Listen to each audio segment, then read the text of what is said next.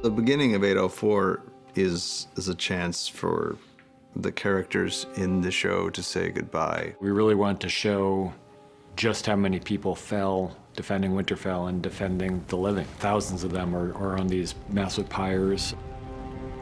The feast scene was a very different tone than the scene in the first episode of the series.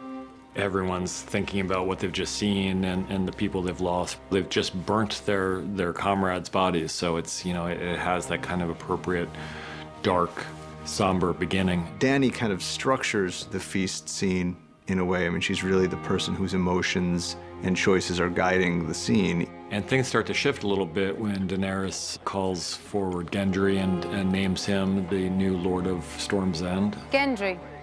It's almost like, as the queen, she's giving people permission to celebrate what they've done. Things start to relax a little bit. These people did survive, and they won. They emerged victorious. And so what started as a very funereal scene gradually starts to shift into more of a party atmosphere as people get drunker and drunker. That shift does not happen with Daenerys. She's scarred by the events that just took place, but she's also very much thinking about what Jon Snow told her, and she's really shaken when she sees everyone celebrating with him and talking about what a madman and what a king he is for getting on a dragon. He has love and respect from these people that even with the gesture that she just made, she can't ever equal. She realizes that his true identity is a real threat to her if it comes out. So she's in a fairly dark place, and while other people are starting to try to celebrate their survival and their victory, Dany's not in a celebratory mood. After the feast, she comes to talk to him, and with the intention of making this all work out and of bringing things back to the way they were before. There's a moment where they're kissing, and it seems like things are kind of getting back to where they were, but it's almost as if he remembers all of a sudden what she really is. It's tense for him. For her, she grew up hearing all these stories about how their ancestors who were related to each other were also lovers, and it doesn't seem that strange to her. For him, it is a strange thing. Once Dany introduces the idea that everything can be as it was if Jon keeps this secret buttoned down and tells no one, she's introducing a conflict that plays forward. From his standpoint, he's already declared his loyalty to her. He's promised her, and he's a man of his word. But he's also, you know, a family man, and so the idea that he wouldn't tell Sansa and Arya about his true identity, it just seems very wrong to him. I've never been a Stark. He thinks he can have it both ways, that he can tell Arya and Sansa the truth about who he really is, and he can maintain his loyalty to Dany, and everyone's going to learn to live together. I need to tell you something.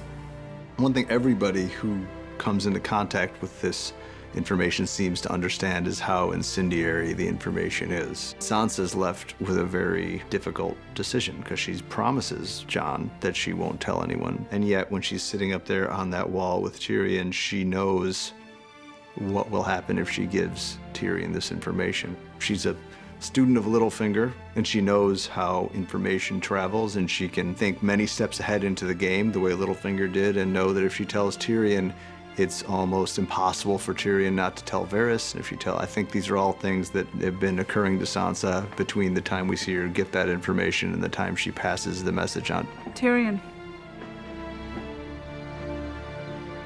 What if there's someone else? I think the Jaime-Brienne relationship has always been fascinating to us because they're such dissimilar characters, and yet there's a real chemistry between them. Tyrion kind of calls out the elephant in the room, and it manages to drive Brienne out of the room, and in doing so, drives Jaime out of the room as well. Even as drunk as they both are, it's impossible for them to confront what they're doing with words, even as they're doing it, until the very end of the scene. The vulnerability that they show runs very counter to who they are as people. I do believe that when Jaime decides to stay behind with Brienne, it's a choice that he makes with every intention of seeing it through. When he hears what Cersei's done, I think that's the turning point for him. At that point, Jaime really has to take a really long, uncomfortable look at who he really is. As much as Jaime cares for Brienne and admires her and loves her, he's got almost an addiction to Cersei that he just can't break. So even though he's given a kind of a chance at happiness and some kind of different life for himself, he he can't take it. He can't, he makes the choice to go back to Cersei.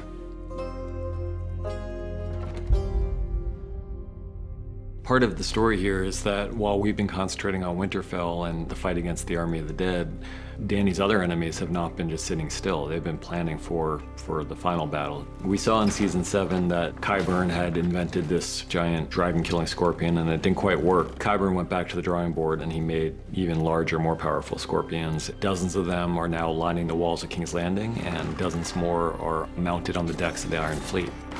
While Dany kind of forgot about the Iron Fleet and Euron's forces, they certainly haven't forgotten about her, and they're just waiting for her to come back. By this point, they would have gotten news that her armies emerged victorious and were going to head south, and so they're just waiting in ambush for her return. In some ways, the most important thing that happens to Daenerys in 4 is the death of her second dragon. Now she's got one dragon, and that dragon presumably is just as vulnerable as Rhaegal was. So there's the mourning of a child, which is very real to her. And then their best friend is taken. Dany knows that once Cersei has Missandei, that she's not going to see Missandei alive again. This is a moment for Cersei where she has a chance to maybe to flee and get away if she surrenders, but that's, I think anyone who knows Cersei knows she's not going to make that choice. Her feeling is, if I give up the throne, I'm dead. And so my only chance now is to win. And that's what she says to Ned Stark in season 1. When you play the Game of Thrones, you win or you die. Dany is this young queen coming to try to usurp her, and Cersei's not going to give up the throne that easily. She's captured an enemy, and this is how Cersei deals with enemies. Tyrion's perspective is, you know, while we have these various wars for supremacy and everything, let's not forget about the people who are going to suffer the most from it. He can envision what will happen in King's Landing if these two armies clash and dragons are involved, and it's an obvious catastrophe. She feels like the odds are actually pretty good for her at this point, and she's willing to roll the dice. I think for Cersei, the only good prisoner is a dead prisoner. She's really back where she was at the very beginning. Emotionally, she's alone in the world, and she can't really trust anybody. People have underestimated Dany's strength many times before, and no one's really done very well underestimating her strength. Unlike then, she's extremely powerful, and unlike then, she's filled with a rage that's aimed at one person specifically. I think what's probably echoing in Dany's head in those final moments would be Missandei's final words. Dracarys is clearly meant for Dany. Missandei knows that her life is over, and she's saying, you know, light them up.